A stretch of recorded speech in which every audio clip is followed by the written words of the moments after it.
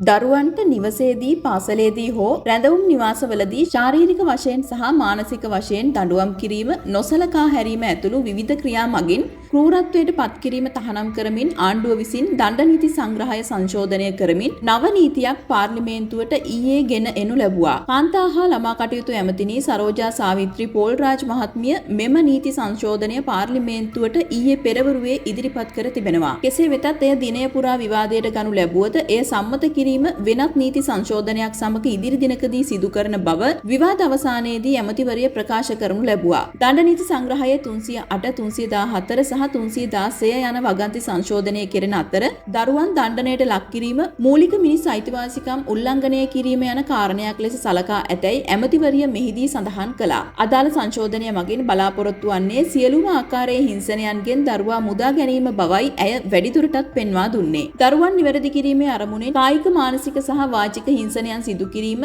මෙම නීතියට අනුව අපරාධයක් ලෙස සලකා ඇති බව ඇය සඳහන් කරනවා. මෙම නීතිය සම්මත කිරීමෙන් පසුව මව්පියන් ගුරුවරුන් වැඩිහිටියන් ලෙස දරුවන් හිංසනයට හෝ ක්‍රූරත්වයට පමුණුවීමේ අවස්ථාවක් නොලැබෙන අතර දරුවන් සම්පූර්ණයෙන්ම ජීවත් වන ප්‍රදේශයේ දිසා විනිසුරුවරයාට අයත් වන බවද ඇය පෙන්වා දුන්නා. විශේෂයෙන් පාසල් තුලදී දරුවන්ගේ ආත්මාභිමානයට හානි කරන දණ්ඩනයන්ට ලක් කිරීමට නොහැකි අතර දරුවන්ගේ කොණ්ඩය කපා දැමීම, ගව්වේ වාටිය ගලවා දැමීම, සපත්තු පොලිෂ් හිසේ ගෑම ආදී ක්‍රියා සිදු කිරීම කෙලෙසකවත් සිදු කළ නොහැකි බවද ඇය මෙහිදී වැඩිදුරටත් සඳහන් කළා.